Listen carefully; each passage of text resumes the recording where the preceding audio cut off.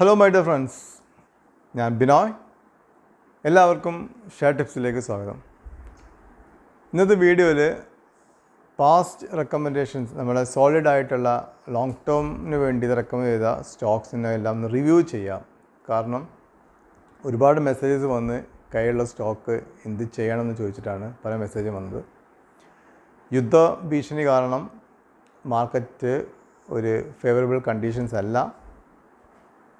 Thursday നന്നായി market അടിച്ചു. Friday opening കുറച്ച് പോസിറ്റീവ് കാണിച്ചിരുന്നെങ്കിലും ആഫ്റ്റർനൂണിന് ശേഷം വീണ്ടും ഒരു മാർക്കറ്റ് കറക്ഷനാണ് നമ്മൾ കണ്ടത്. യുദ്ധത്തിൻ്റെ അവസ്ഥ ഇനി എങ്ങോട്ടാവണമെന്ന് അറിയാത്തത് കൊണ്ടും പൊതുവേ ഉള്ളൊരു കറക്ഷനായിട്ടും നമുക്ക് ഈ ഒരു കറക്ഷനെ കാണാൻ സാധിക്കും. കാരണം ഓൾറെഡി ഹൈയിലാണ് നിഫ്റ്റിയും സെൻസസും കിടക്കുന്നത്. പക്ഷേ ഒരു റീറ്റെയിൽ ഇൻവെസ്റ്റേഴ്സ് സംബന്ധിച്ചോളം, ഒരു ലോങ് ടേം ഇൻവെസ്റ്റേഴ്സ് സംബന്ധിച്ചോളം ഇതൊന്നും ഒരു ഇഷ്യൂ ഉള്ള കാര്യമല്ല. നാളെ മാർക്കറ്റ് അടിക്കുമെന്ന് വിചാരിച്ച് നമ്മുടെ കയ്യിലുള്ള സ്റ്റോക്ക് ഓൾറെഡി ചീപ്പായ സ്റ്റോക്ക് ഉണ്ട്. ഇപ്പോൾ യൂണിയൻ ബാങ്ക് ഒക്കെ അതിന് ബെസ്റ്റ് എക്സാമ്പിളാണ്. 140 റേഞ്ചിൽ വാങ്ങിയ ഒരുപാട് ആൾക്കാർ യൂണിയൻ ബാങ്കിലുണ്ട്. 118 സ്റ്റോക്ക് ക്ലോസ് ചെയ്തത്. ഈ ഒരു അവസരത്തിൽ 118 കൊടുക്കുന്നത് ബുദ്ധിയാണോ എന്ന് ചോദിച്ചാൽ ഒരിക്കലും അല്ല. നമുക്ക് 1 by 1 ആയിട്ട് നമ്മൾ എല്ലാ സ്റ്റോക്കും ഒന്ന് റിവ്യൂ ചെയ്ത് നോക്കാം.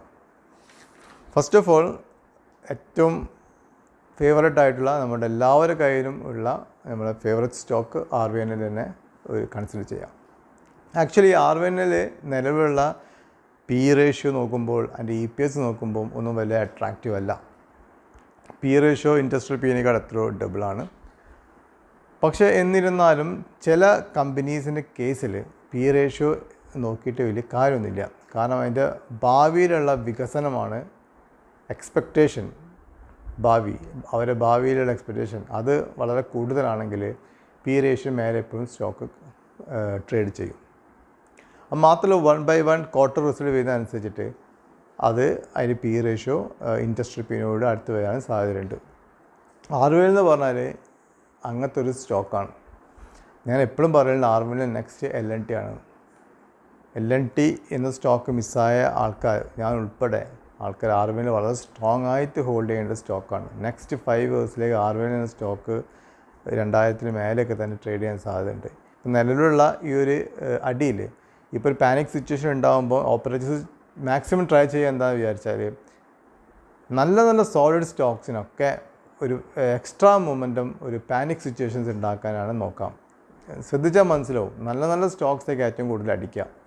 RVNL കേസിൽ പറയുകയാണെങ്കിൽ 30 രൂപ മുതൽ 100 രൂപ വരെ സമയത്തൊന്നും RVNL FISനും DISനും മ്യൂച്വൽ ഫണ്ട്സിനും ഒക്കെ വളരെ ചെറിയ ഒരു സ്റ്റേക്കാണ് ഉണ്ടായിരുന്നത്. അതിനുശേഷം ഈ ഒരു ജൂൺ ക്വാർട്ടർ വെച്ച് നോക്കുകയാണെങ്കിൽ FISന് സ്റ്റേക്ക് 3.13 ആയിട്ടാണ് ഇൻക്രീസ് ചെയ്തത്. അതായത് 1% ബിലോ സ്റ്റേക്കുള്ള FISന് സ്റ്റേക്ക് ഇപ്പോൾ 3.13 ആണ്. അതുപോലെ തന്നെ DISൻ്റെ സ്റ്റേക്ക് 6.77 ആണ്, മ്യൂച്വൽ ഫണ്ട്സ് ഉൾപ്പെടെ. ആക്ച്വലി അത് ഈ ജൂൺ ക്വാർട്ടറിൽ അവർ നമ്മൾ റീറ്റെയിലേഴ്സിൻ്റെ അടുത്ത് നിന്ന് അടിച്ചു മാറ്റിയ ഷെയർസാണ് ഇതെല്ലാം. ഇനിയൊരു പാനിക് സിറ്റുവേഷൻ ഉണ്ടാക്കുകയാണെങ്കിൽ ഇവർ മാക്സിമം അതിനൊരു 400-420 ലെവലിൽ വരാൻ വേണ്ടിയിട്ട് അത് ശ്രമിക്കും. ഈ സിറ്റുവേഷനിൽ പല റീറ്റെയിൽ ഇൻവെസ്റ്റേഴ്സും സ്റ്റോക്ക് കൊടുക്കാൻ സാധ്യത വളരെ കൂടുതൽ. 17.25% സ്റ്റേക്കാണ് ഇപ്പോൾ റീറ്റെയിലേഴ്സിൻ്റെ കയ്യിലുള്ളത്. 20 എബോവ് ഉണ്ടായിരുന്നു റീറ്റെയിലേഴ്സിൻ്റെ കയ്യിൽ RVNL സ്റ്റേക്ക്.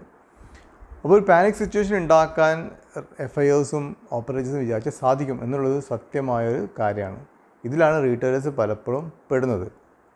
അതുപോലെ തന്നെ ചില തീരെ ഫണ്ടമെൻ്റൽസ് ഇല്ലാത്ത സ്റ്റോക്കും ഇതുപോലെ തന്നെ ഭയങ്കരമായി അടിച്ച് കയറ്റി കൊണ്ടുപോയിട്ട് പിന്നീടും കയറുന്നുള്ള സിറ്റുവേഷൻ ഉണ്ടാക്കി അതിൽ ഇപ്പോൾ ഏറ്റവും മുകളിൽ പോയി വാങ്ങുന്ന അവസ്ഥ റീറ്റെയിലേഴ്സ് ഉണ്ടാവാനുള്ള കാരണം ഓപ്പറേറ്റേഴ്സിനെ കൊണ്ടാണ്. ഓപ്പറേറ്റേഴ്സ് എന്ന ആളാണ് റീറ്റെയിലേഴ്സിന് എല്ലാവരും പ്രശ്നങ്ങൾ ഉണ്ടാക്കുന്നത്. ഇവരില്ല എന്നെങ്കിൽ ഒരു വിഷയമില്ല.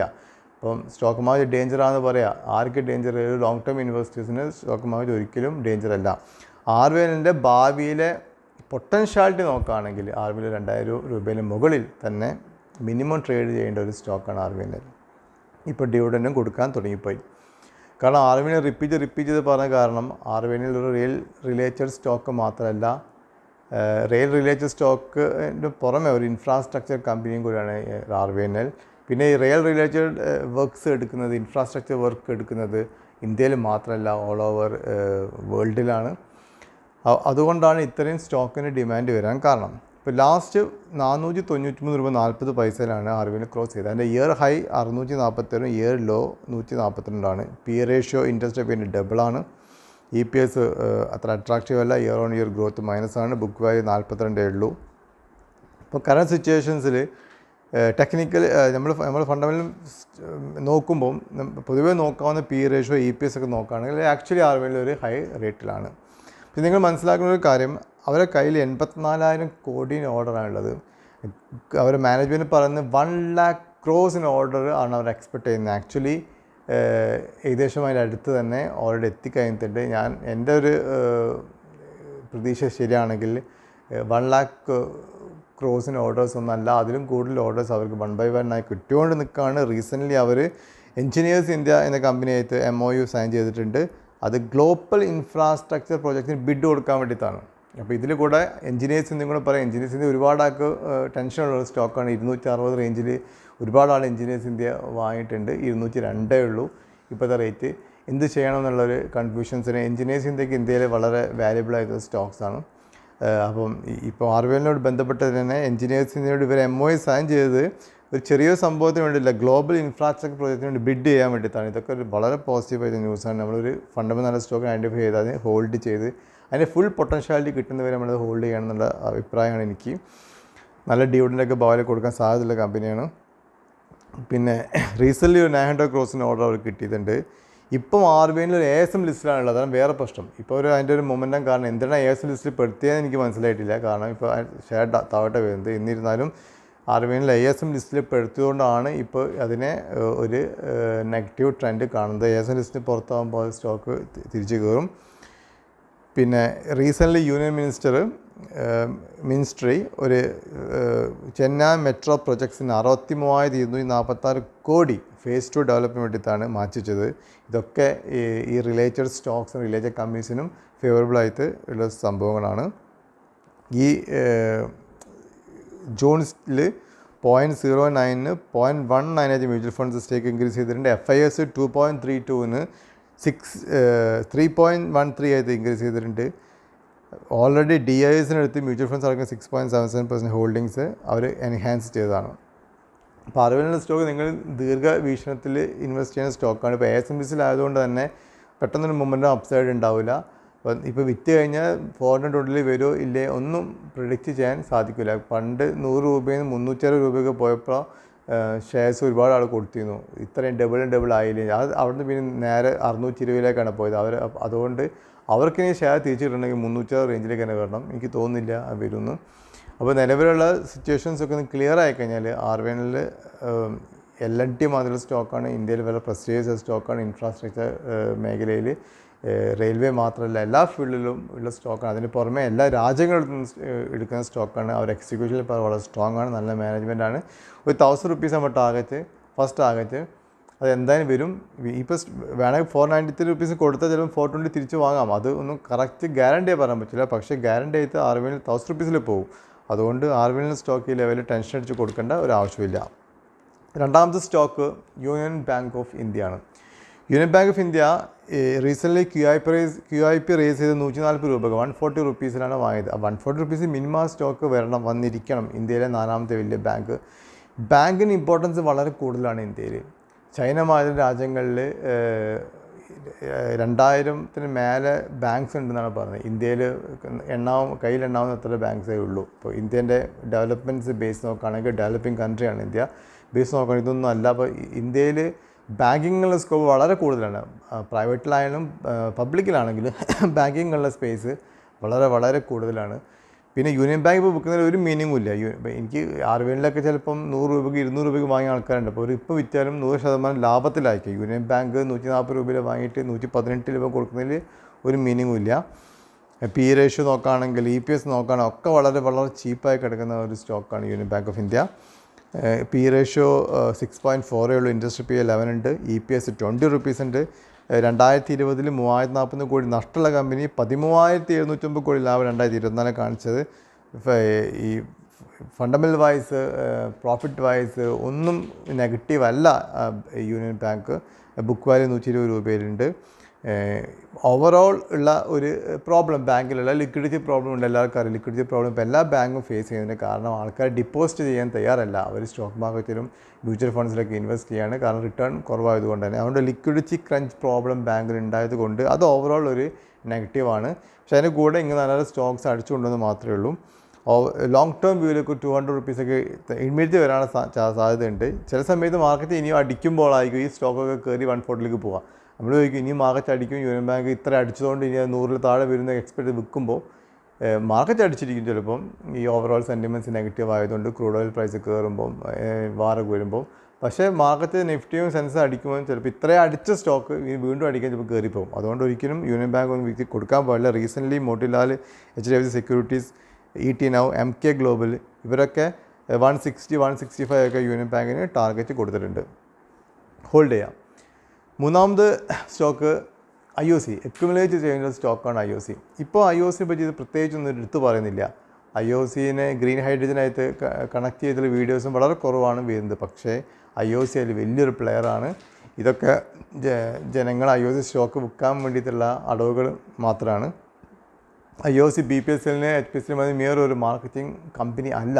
IOC ഒരു ഡൈവേഴ്സിഫൈഡ് ആയി കിടക്കുന്ന കമ്പനിയാണ്. ഭാവിയിലെ പ്രധാനപ്പെട്ട ഒരു സംഭവമാണ് green hydrogen all over world. അതിലുള്ള മെയിൻ കമ്പനിയാണ് IOC. ഇത് യൂണിയൻ ബാങ്ക് പറഞ്ഞമായി തന്നെ EPSും P റേഷ്യോ നോക്കുമ്പോൾ തന്നെ ഓൾറെഡി ചീപ്പാണ്. പകുതിയിൽ താഴെയാണ് റേറ്റ് കിടക്കുന്നത്.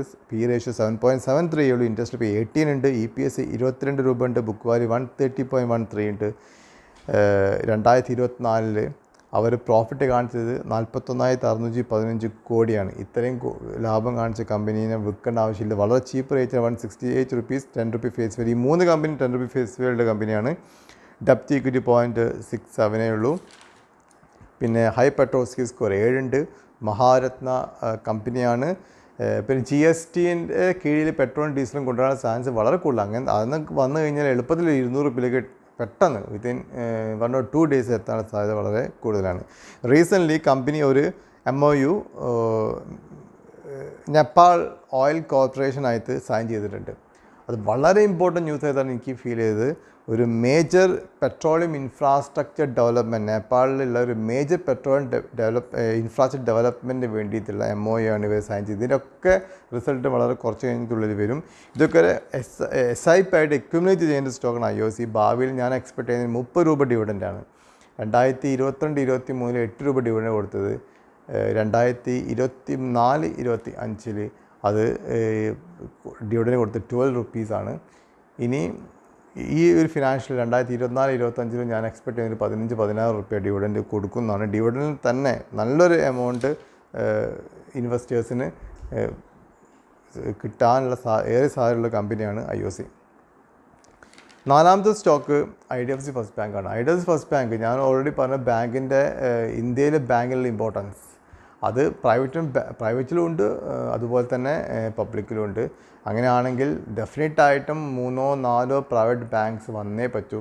അതുകൊണ്ട് തന്നെയാണ് യെസ് ബാങ്കിനൊക്കെ പ്രൈവറ്റ് പ്ലെയേഴ്സ്, ഔട്ട്സൈഡ് പ്ലെയേഴ്സ് വന്ന് ചോദിക്കുമ്പം 51% സ്റ്റേക്ക് ചോദിച്ചപ്പം കൊടുക്കാണ്ടിരിക്കാൻ കാരണം. അപ്പോൾ ഇന്ത്യയിൽ തന്നെയുള്ള ഏതെങ്കിലും പ്രൊമോട്ടേഴ്സൊക്കെ എടുക്കാൻ സാധ്യതയുള്ള കമ്പനി യെസ് ബാങ്ക്. അപ്പോൾ തന്നെ ഇപ്പോൾ പ്രൈവറ്റ് ബാങ്ക്സ് എടുക്കുകയാണെങ്കിൽ axis bank, HDFC bank, ICICI bank ഇതിനാണ്. അത് പുറമെ മിനിമം ഒരു 5-8 ബാങ്കിനും കൂടെ സാധ്യതയുള്ള മേഖലയാണ് ഈ പ്രൈവറ്റ് മേഖല ബാങ്കിങ്ങിൻ്റെ. അപ്പോൾ IDFC ഫസ്റ്റ് ബാങ്ക് ഞാൻ വളരെ ബുള്ളിഷാണ്.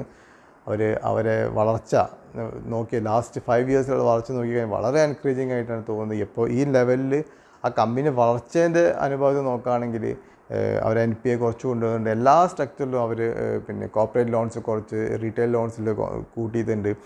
IDFC ഫസ്റ്റ് ബാങ്ക് ഇപ്പോഴത്തെ ലെവലിൽ 75 റുപ്യ എന്നൊക്കെ പറഞ്ഞാൽ വളരെ ചീപ്പാണ്. അത് ഓൾറെഡി ശരിക്കും അടിച്ചിട്ടില്ല. 75-76 റേഞ്ചിൽ ഇപ്പോൾ ഒരു കൊല്ലത്തിന് മേലെ ഷെയർ ട്രേഡ് ചെയ്യുന്നു. അപ്പോൾ ഇപ്പോഴത്തെ റീസെൻ്റ് അടിയിൽ 71-72 റുപ്പീസിലേക്ക് വന്നു. 5% ഡൗൺ സൈഡ് വന്നിട്ടുള്ളൂ. ഈ 70-65 വന്ന കൂടുതൽ വാങ്ങുക. അതിൻ്റെ മൊമെൻ്റ് ഇപ്പം നോക്കണ്ട, അതൊരു 5 കൊല്ലത്തേക്ക് SIP ആയിട്ട് വാങ്ങി കൂട്ടാവുന്ന സ്റ്റോക്കാണ് IDFC ഫസ്റ്റ് ബാങ്ക്. SIP ആയിട്ട് എന്തായാലും പറ്റും, കാരണം 100 രൂപയിൽ ബിലോയിലുള്ളൊരു 10 രൂപ ഫേസ് വാല്യൂ ഉള്ളൊരു കമ്പനിയാണ് IDFC ഫസ്റ്റ് ബാങ്ക്. ഈ 4 സ്റ്റോക്കാണ് ഞാൻ എപ്പോഴും മൾട്ടിബാഗർ സ്റ്റോക്കായിട്ട് പറയാറ്. അതുകൊണ്ടാണ് ഞാൻ വീണ്ടും പറയുന്നത്.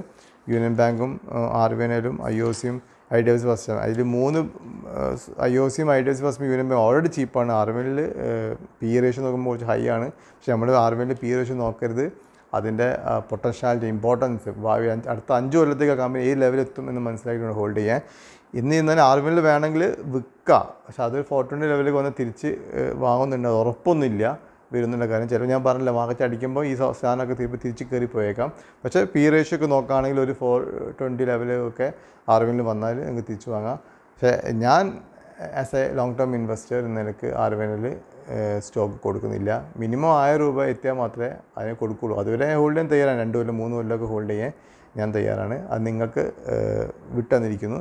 ചില സമയത്ത് 493 420 വാങ്ങാൻ പറ്റുകയാണെങ്കിൽ നിങ്ങൾക്ക് ആ ഡിഫറൻസ് നമ്പർ ഓഫ് ഷെയർസ് കൂട്ടാൻ സാധിക്കും. റിസ്ക് എൻ്റെ ഫേവറബിൾ ഒരു സ്റ്റോക്ക് ആയതുകൊണ്ട് ഞാനത് കൊടുക്കുന്നില്ല. അല്ലാത്തവർക്ക് വേണമെങ്കിൽ കൊടുക്കുക. ഓക്കെ, ഇതാണ് പ്രസൻറ്റ് കണ്ടീഷൻ. ഇപ്പം ഇന്ത്യൻ്റെ ഗ്രോത്ത് വളരെ ഇൻടാക്റ്റാണ്. നെക്സ്റ്റ് 5 years നമ്മൾ ഇൻവെസ്റ്റ് ചെയ്യുകയാണെങ്കിൽ ഇപ്പോഴതിനേക്കാളും ഡബിൾ പ്രൈസ് എന്തെങ്കിലും കിട്ടും. ഇപ്പോഴുള്ള പ്രശ്നമൊന്നും താൽക്കാലികമാണ്, പ്രശ്നങ്ങളില്ല. പക്ഷേ യുദ്ധമാണ് വളരെ സ്ട്രോങ് ആയിട്ട് അത് വളരെ എല്ലാ രാജ്യങ്ങളിലേക്ക് പടർന്ന് ഇൻവോൾവ് ആവുകയാണ്. എല്ലാ രാജ്യങ്ങളും ഇൻവോൾവ് ആയി മാറുകയാണെങ്കിൽ പ്രശ്നം തന്നെയാണ്. ആ സമയത്ത് നമ്മൾ മനസ്സിലാക്കിയിട്ട് കാര്യങ്ങളൊക്കെ മനസ്സിലാക്കിയിട്ട് വേണം അത് കൈകാര്യം ചെയ്യാൻ വേണ്ടിയിട്ട്. പിന്നെ എനിക്കൊരു മെമ്പർഷിപ്പ് ഗ്രൂപ്പുണ്ട്, അതിൽ നിങ്ങൾക്ക് ജോയിൻ ചെയ്യാം. എൻ്റെ വീഡിയോയും താഴെ ജോയിൻ ബട്ടൺ ഉണ്ടാവും, അതിൽ ത്രൂ ലിങ്ക് ചെയ്യുക. ലിങ്കിൽ കയറിയിട്ട് മെമ്പർഷിപ്പ് ജോയിൻ ചെയ്യാം. ഫണ്ടമെൻ്റലി നല്ല സ്റ്റോക്ക് ബ്രേക്ക് ഔട്ട് ആകുമ്പോൾ മാത്രമേ പറയുള്ളൂ. 1, 2, 3, 4 വീഡിയോ മാക്സിമം ഒരു മാസം ഉണ്ടാവുള്ളൂ. ഒരു കാരണവശാലും ക്യാഷ് നഷ്ടപ്പെടില്ല. പക്ഷേ ഫണ്ടമെൻ്റൽസ് ബ്രേക്ക് ഔട്ട് ചില സമയത്ത് സംഭവിച്ചിട്ടില്ലെങ്കിൽ, എന്തെങ്കിലും ഇപ്പോൾ യുദ്ധം വന്നമായി എന്തെങ്കിലും കാണാതെ സംഭവിച്ചിട്ടില്ലെങ്കിലും താഴോട്ട് വന്നാലും ഫണ്ടമെൻ്റൽ നല്ല സ്റ്റോക്ക് ആയതുകൊണ്ട് തിരിച്ചു പോയി നിങ്ങൾ ക്യാപിറ്റൽ നഷ്ടപ്പെടില്ല. ചില സമയത്ത് ഒരാഴ്ച 2 ആഴ്ച കൊണ്ട് തന്നെ ബ്രേക്ക് ഔട്ട് സ്റ്റോക്സ് ആണ് പറയാം. ബ്രേക്ക് ഔട്ട് സ്റ്റോക്സിൽ 2 ആഴ്ച 3 ആഴ്ച കൊണ്ട് തന്നെ 10% 15% മാർജിൻ കിട്ടും. ചില സമയത്ത് അത് ഹോൾഡ് ചെയ്യേണ്ടി വരും 1-2 മാസം. ചില സമയത്ത് 3 ദിവസം കൊണ്ട് കിട്ടും. ഒന്നും കറക്റ്റില്ല. അപ്പം നിങ്ങൾക്ക് താല്പര്യം ഉണ്ടെങ്കിൽ മെമ്പർഷിപ്പ് ജോയിൻ ചെയ്തിട്ട് ഹെൽപ്പ് ചെയ്യുക. പിന്നെ കോഴിക്കോട്ടുകാർ ആരെങ്കിലും ഈ വീഡിയോ കാണുന്നുണ്ടെങ്കിൽ, ഞാൻ കോഴിക്കോട് ഒരു ഷോപ്പ് ഓപ്പൺ ചെയ്തിട്ടുണ്ട്. അവിടെ വന്നിരുന്ന് നമ്മൾ ഡിസ്കസ് ചെയ്ത് എല്ലാം ഡിസ്കസ് ചെയ്ത് എല്ലാവരുടെ അഭിപ്രായങ്ങളും തമ്മിൽ പറഞ്ഞ് ഗ്രൂപ്പ് ഡിസ്കഷൻ ചെയ്ത് സ്വിംഗ് ബേസ്ഡ് ട്രേഡും ഇൻട്രാഡേ ചെയ്യുക. താല്പര്യമുള്ള ആൾക്കാർക്ക് എൻ്റെ ഓഫീസിൽ വന്നിട്ട് ഇരിക്കുക. വീട്ടിലിരുന്ന് ചെയ്യുന്ന ആൾക്കാരുണ്ടാവും, സീനിയർ സിറ്റിസൺസ് ഉണ്ടാവും. അവർക്കൊക്കെ പറ്റുമെങ്കിൽ താല്പര്യം ഉണ്ടെങ്കിൽ എന്നെ കോൺടാക്ട് ചെയ്താൽ മതി. എൻ്റെ നമ്പർ ഈ വീഡിയോൻ്റെ ഇടയിൽ കൊടുക്കുന്നുണ്ട്. സോ ആസ് യൂഷ്വൽ ഞാനൊരു SEBI രജിസ്റ്റേർഡ് അനലിസ്റ്റ് അല്ല. അതുകൊണ്ട് തന്നെ സ്വന്തം മനസ്സിലാക്കിയിട്ട് അല്ലെങ്കിൽ അഡ്വൈസ് ചോദിച്ചിട്ട് മാത്രം ഓരോ സ്റ്റോക്കിലും ഇൻവെസ്റ്റ് ചെയ്യാം. പുതുതായിട്ട് ആരെങ്കിലും ഈ ചാനൽ കാണുകയാണെങ്കിൽ സബ്സ്ക്രൈബ് ചെയ്യണം. മാക്സിമം എൻ്റെ വീഡിയോസ് ഫ്രണ്ട്സ് അയച്ചു കൊടുക്കണം, ലൈക്ക് ചെയ്യണം, കമൻറ്റ് ചെയ്യണം. Thank you very much.